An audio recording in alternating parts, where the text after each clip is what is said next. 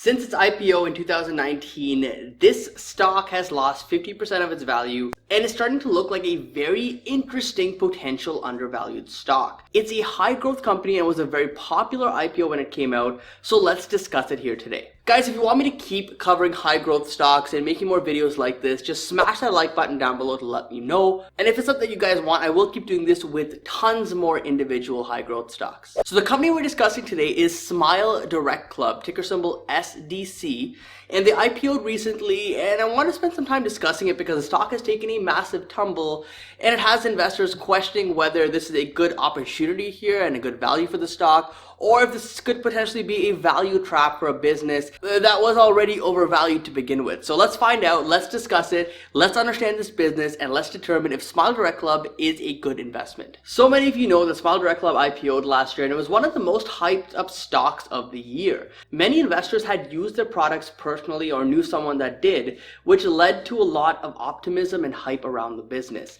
I, however, sat out because of two main reasons. First, that the fundamentals did not interest me at all, and from a valuation perspective, this looked like a poor investment. The second was because I was interested in their competitor, which I believe provided much better value, has a much better future prospects, and is overall just a better run company. Now, if you guys know what other competitor stock I'm talking about, let me know in the comments section down below. If you've been watching the channel for a while, you most likely know the stock that I'm referring to. But anyways, today's video is specifically about SmileDirectClub. So let's first start off talking about the business so we understand what exactly they do and what makes them so appealing or seemingly appealing here to investors. The mission of the company is very simple. They want to make it affordable and accessible for anyone to get the perfect smile. It shouldn't be a privilege to get a perfect smile and shouldn't only be for those who have a lot of money or good healthcare benefits. Now here on the slide, the company has listed out some good selling points for the business from an investment perspective, and they try to explain why they are a good company to put your money in for an investment. A couple of things that stand out to me here, and the first is that they are a global player. They have partners that they have developed relationships with over the years to help position and distribute their products, and they make this very affordable to everyone. And really, if you go through their website and read through some of their documentation or decks or anything like that, you'll see this is a common theme throughout.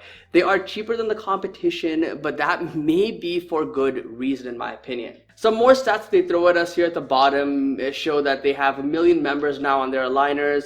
They're available in 3,800 Walmart locations, and the interesting part here is that they have about 250 licensed dentists and orthodontists working with them. Now this is a key differentiator between them and their competitors. The model that SDC goes by is mainly the direct consumer option where consumers can just pretty much go online and easily order a pair of these and have it shipped to them, and the whole process is supposed to be seamless without the need of a professional dentist or orthodontist. The main competitor, however, is only available through licensed dentists and orthodontists.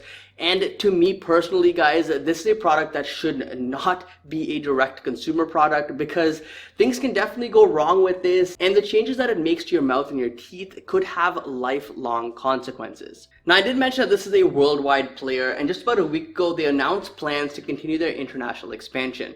They're working on taking over new markets by offering their clear aligners now in Singapore and Austria. As they continue to expand to new markets, it expands their potential to continue growing at the rate that they've been in recent quarters. Okay, so growth is definitely a big selling point here with this company and what has initially appealed to investors.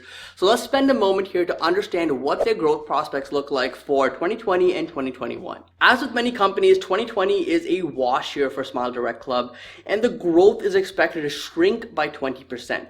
However, this is temporary, and I believe it is accounted for in the current share price of the stock. What's intriguing though is their 2021 outlook. This is expected to grow by nearly 50% year over year and shows us a strong rebound and recovery from the issues faced in 2020. The company is expected to get back on track to being a high growth name.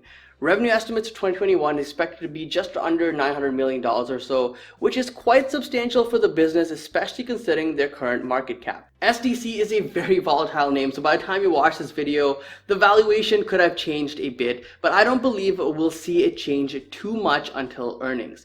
As of today, the market cap is around $3.227 billion, but remember, in 2021, they're expected to bring in nearly $1 billion in revenue. This puts us at a price to sales premium of around a 3.6x. A 3.6x is actually very appealing for this company and the industry that they play in because, once again, they are a worldwide player and they're expanding to new countries regularly. So this does help them gain access to a massive global market. And so far, the valuation looks pretty cheap. A price sales premium this low is typically a very appealing ratio and definitely makes me want to spend more time understanding the business. But when we look at the financials of this company, that's where things start to get a little more uncomfortable. Very often when you see a high growth company valued this cheap, if you will, it's usually because of one of two things. The first is around negative sentiment around the stock or the business, and the second is around the financial situation of the business.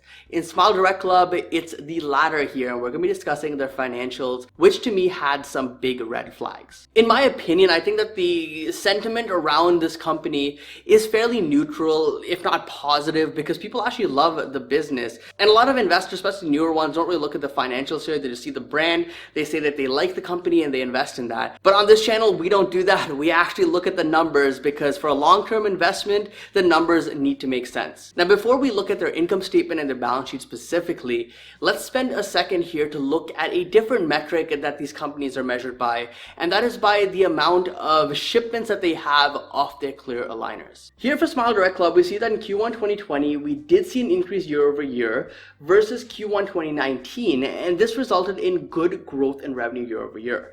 That being said, in the last quarter, their gross margins took a massive hit. Usually they average around the low to mid 70s, but the last quarter they dropped down to 55%. The company tried to justify this by saying it was due to them paying out employees ahead of time due to store closures because of the global issue. But clearly from the share price, investors were not too thrilled with this, which is why we've seen such a drastic sell-off in this stock. Now here we take a look at their income statement, and comparing it year over year, most metrics look good. Revenues increased, gross profits increased. However, on the negative side, cost of revenue also increased, and net loss ballooned as well to $107 million. They spent a lot of marketing and general expenses, which added up to these big losses in the past quarter. I believe that if they do continue expanding to new countries and regions like they are, these expenses will only accelerate, and $100 million in losses could very well become common for them quarter after quarter. As you expand, naturally you have to advertise so that consumers are aware of your product and they know that's an option out there. So that's going to come with a ton of more expenses in these new regions, in these new countries. And if they keep going at this rate, losing $100 million or so per quarter, it really raises the question of what their balance sheet looks like, because most companies, especially smaller ones here like SmileDirectClub, can't really sustain themselves forever burning $100 million every quarter. So currently they have around $224 million in cash and $500 million in current assets. Their total assets sit at $847 million as well.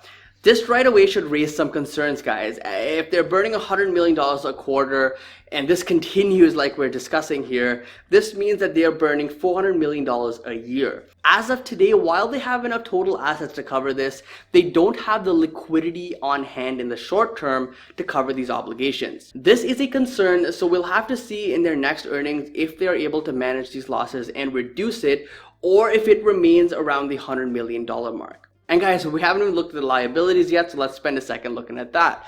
Here we can see the current liabilities sit at over $200 million, which is manageable. But then they have another $200 million or so in long-term debt, which again is also manageable because it's long-term.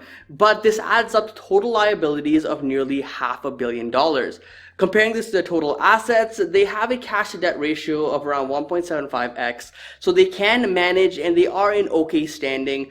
But again, this is heavily dependent on if they continue to burn $100 million every quarter. If we look at the total shares of this company outstanding right now, you can see that they don't hesitate to dilute shareholders here, and I'm fairly certain that they will continue doing this to raise more cash. This is one of the easier ways for companies, especially smaller ones, to keep raising cash during the early stages of the company. So don't be surprised to see the share counts balloon, and if you're a shareholder, your shares are automatically valued less. So while SmileDirectClub here started off as a pretty interesting prospect for a high growth investment, pretty good price sales ratio, things look good, it's a growing business and all that kind of stuff. The financials of the company unfortunately don't sit well with me. And just the fact that they burned 100 million last quarter and could potentially do that for the next few quarters as the global issue continues is a big red flag. What I see with SmileDirectClub is a growing business, but it has an uncertain financial future to it. As we saw, they're burning a ton of cash, like I mentioned. They're also diluting shareholders quite regularly.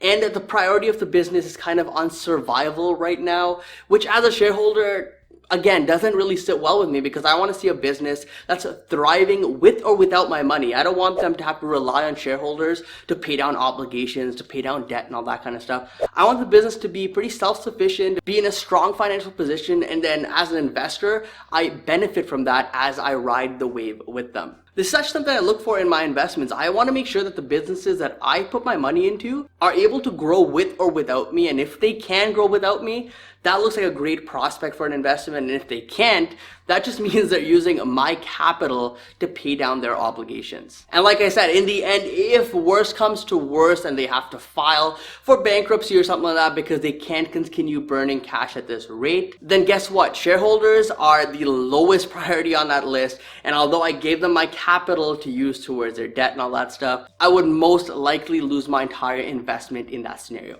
Not saying that's going to happen here at SmileDirectClub. I think they'll probably be able to raise more cash through diluting shares or raising more debt, all that kind of stuff. But when I look at their competitor, like I mentioned, they're in a much better financial position, and I would much rather put my money in there because I believe they're going to be the premier player. They're going to be number one in this space, and SmileDirectClub could be a number two, but it's not enough for me to put my money into. Anyways, guys, hope you enjoyed this video. Again, take a guess down below as to what you think the other business that I'm invested in is. And like I said, if you watched my videos before, you most likely know what stock that is.